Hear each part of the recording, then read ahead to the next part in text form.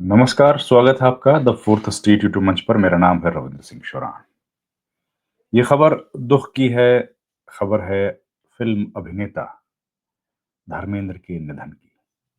धर्मेंद्र एक दौर के सबसे बड़े सितारे थे। उनकी चमक इतनी तेज थी कि जिसके सामने कई सितारे फीके पड़ जाते थे। वो कभी सुपरस्टार की कैटेगरी में तो उनको शामिल नहीं किया गया, लेकिन वो ऐसे गजब के हीरो थे जो अपनी छाप हर फिल्म में छोड़ पाने में कामयाब होते थे। सुपरस्टार शायद इसलिए नहीं बन पाए होंगे क्योंकि उस तरीके का जो स्किल्स चाहिए होती हैं फिल्म इंडस्ट्री में, शायद वो उनके पास ना हो एडवर्टाइजमेंट करने की, अपना प्रमोशन करने की। लेकिन अपने काम में बहुत माहिर थे, बहुत लगातार काम करने वाले व्यक्ति थे, रमे रहते थे, लगे रहते थे। धर्मेंद्र ने केवल खुद के लिए काम किया हो ऐसा नहीं है, उनके जीवन के बहुत सारे पहलुओं से हम लोग वाकिफ हैं। लेकिन उन्होंने कई लोगों को फिल्म इंडस्ट्री में स्थापित भी किया। धर्मेंद्र के साथ मेरी भी कुछ मुलाकातें हुई, व्यक्तिगत तौर पर मुलाकातें हुई और कुछ तस्वीरें भी धर्मेंद्र जी के साथ लेने का हमको मौका मिला। 2019 का जो लोकसभा चुनाव था, उसमें इनके पुत्र धर्मेंद्र के बेटे सनी देओल ने चुनाव लड़ा था गुरदासपुर से, जीत हासिल हुई थी। धर्मेंद्र ने कुछ दिन वहाँ रह के अपने बेटे के लिए कैंपेन किया। गुरदासपुर और पठानकोट आप जानते हैं, बिल्कुल जम्मू जो है उसकी बॉर्डर से टच करने वाला इलाका है। और वहाँ से चुनाव लड़ रहे थे धर्मेंद्र के बेटे सनी देओल तब। धर्मेंद्र एक चुनाव पहले लड़ चुके थे। धर्मेंद्र ने बीकानेर से लोकसभा का चुनाव लड़ा था, जीत गए थे।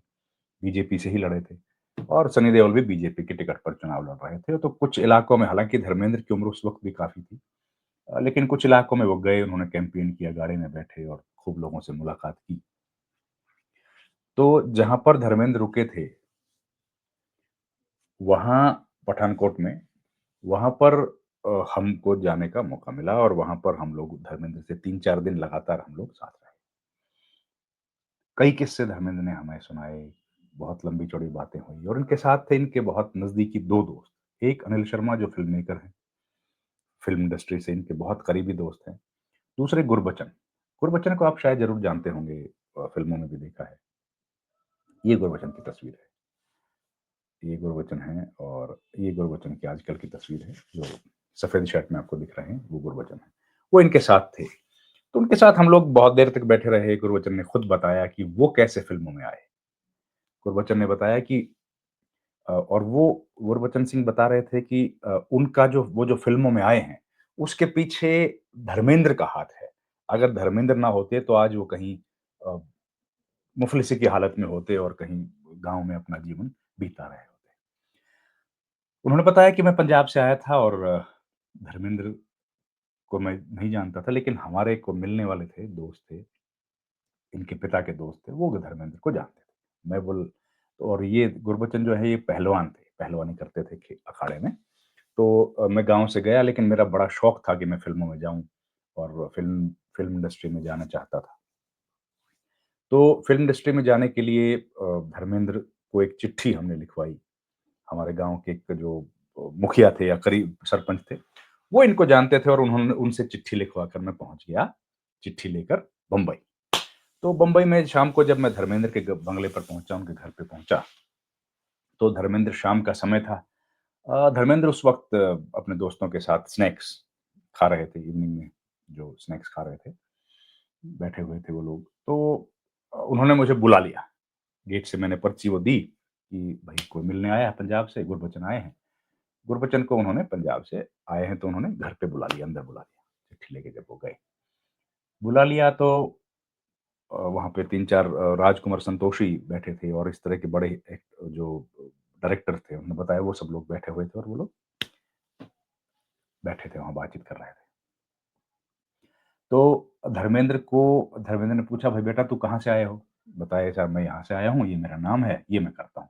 बोला, "यार शरीर तो तुम्हारा अच्छा है, लेकिन यहाँ काम कर पाओगे?" बोले, "कर लेंगे।" तो धर्मेंद्र ने इनको काम दिलाया। बोला, "रहोगे कहाँ?" रहने के लिए कोई जगह नहीं थी मेरे पास, गुरबचन ने बताया। तो धर्मेंद्र ने उनको अपने पास रख लिया कि भई तुम जिसकी चिट्ठी लेके आए हो यहाँ रहो, काम मैं तुम्हारी मदद करूँगा, ढूँढो और उसके बाद खुद काम ढूँढो, काम करो। अगर जम जाए तुम्हारा काम तो किस्मत, नहीं तो भाई क्या कर सकते हैं, देखिए सबकी किस्मत तो बॉलीवुड में चमकती नहीं है। तो धर्मेंद्र ने इनकी बड़ी मदद करी, इनको फ़िल्में दिलाई और इनको रखा, ज़रूरत पड़ने पर इनको जो भी आर्थिक सहायता की ज़रूरत थी वो की। गुरबचन बताते हैं उसके बाद हमारी किस्मत चमक गई, धर्मेंद्र का लेकिन एहसान मैं कभी भूलता नहीं। मैंने कहा भाई साहब आप, मैंने पूछा गुरबचन जी इस बॉलीवुड में कौन किसी का एहसान मानता है? बोला कोई मानता नहीं है, लेकिन हम लोग बॉलीवुड वाले कभी बने ही नहीं। ना मैं बन पाया, ना धर्मेंद्र जी बन पाए। और शायद इसीलिए इतना टैलेंट होने के बाद भी धर्मेंद्र जो है वो सबके पसंदीदा कलाकार होने के बाद भी उनको आखिरी में जाके लाइफ टाइम अचीवमेंट अवार्ड दिया गया। उसके अलावा उनको कोई पुरस्कार नहीं दिया गया। जबकि बहुत हुनरमंद कलाकार थे, बहुत मददगार व्यक्ति थे और हर दिल अज़ीज़ बॉलीवुड में अगर कोई रहे तो धर्मेंद्र रहे। धर्मेंद्र का सफ़र आप जानते हैं। और उनके अलावा उन्होंने बताया कि मेरे अलावा भी बहुत सारे लोग हैं बॉलीवुड में, जिनको धर्मेंद्र ने मदद की है। इनके भाई थे अजीत देओल, उनकी भी बड़ी मदद करी। और फ धर्मेंद्र से तब हमारी कई बार मुलाकातें हुई, लोकसभा चुनाव जब चल रहा था उस वक़्त खूब मुलाकातें हुई। नंबर एक्सचेंज की ऑफ कोर्स, जब आप जानते हैं एक बार मिलते हैं तो। और उसके बाद 2021 के दिसंबर के महीने में इनके जो पोते हैं करण देओल, सनी देओल के बेटे। सनी देओल के बेटे का मुझे जब मूवी रिलीज़ हुई तब धर्मेंद्र से फ़ोन पर बात हुई। उनका फ़ोन बम्बई से आया और पूछा कि भाई नॉर्थ इंडिया में किस तरह का माहौल है? हालाँकि आप जानते हैं उनके पास तो ढेरों साधन हैं जानने के लिए फ़िल्म कैसा प्रदर्शन कर रही है, कैसा नहीं। पल पल दिल के पास नाम की कोई फ़िल्म उनकी आई थी उनके भी पोते की। तो बड़े चिंतित थे और वो बहुत उत्साहित थे कि देखने के लिए कि किस तरह की फ़िल्म चलेगी। लेकिन वो जानना चाह रहे थे, शायद अलग-अलग लोगों से ओपिनियन लेना चाह रहे होंगे। कैसी फ़िल्म चलेगी ये, किस तरह की फ़िल्म है यार, क्या रिस्पॉन्स इसका आ सकता है? उसके बाद हालाँकि वो फ़िल्म कैसे चली, वो मेरे ख्याल से ज़्यादा नहीं चली। अ, करण देओल की फ़िल्म थी। तो धर्मेंद्र ने कई किस्से अपनी ज़िंदगी के सुनाए कि कैसे उन्होंने जीवन में आके फगवाड़ा में वो थे, फगवाड़ा के रहने वाले पंजाब के। वहाँ उन्होंने बहुत जीवन का अहम पल बिताए, पढ़ाई-लिखाई की और फिर वो बम्बई चले आए।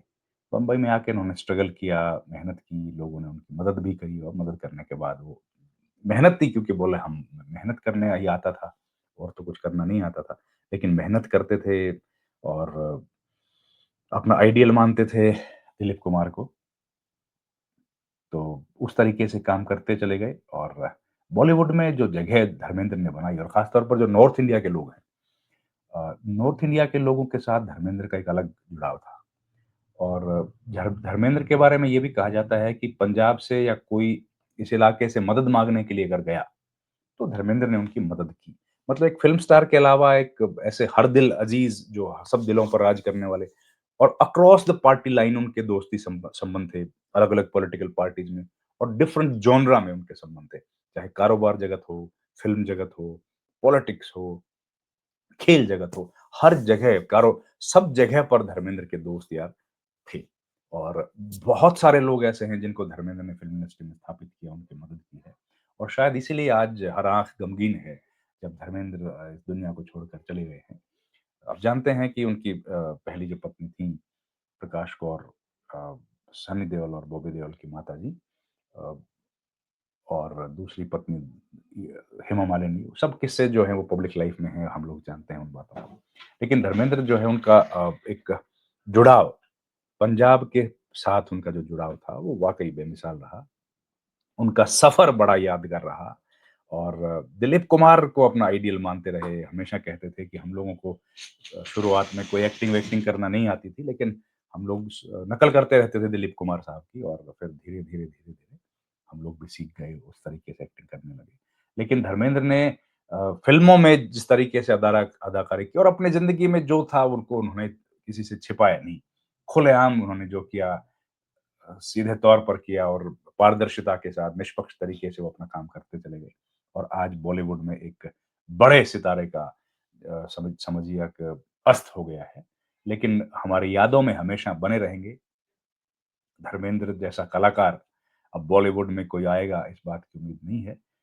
हो सकता है कलाकार उनसे बेहतर हों, या लेकिन इंसान उनसे बेहतर कोई होगा, ये बड़ा एक सवाल है। धर्मेंद्र हमेशा याद किए जाएँगे और मेरा जितना भी संबंध धर्मेंद्र के साथ रहा वो यादगार रहा। आज भी उन तमाम पलों को मैं अपनी स्मृतियों में सुरक्षित रखता हूँ, जो धर्मेंद्र जी के साथ 4-5 रोज़ हम लोग रहे वहाँ पर।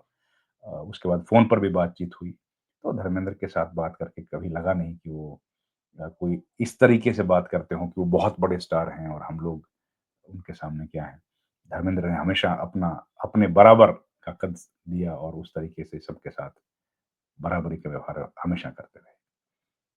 धर्मेंद्र जी जहाँ भी रहें, हमारी दुआएँ उनके साथ हैं, हमारी अ, प्रार्थनाएँ जहाँ रहें, खुश रहें और इसी तरीके से खुशियाँ बिखेरते रहें।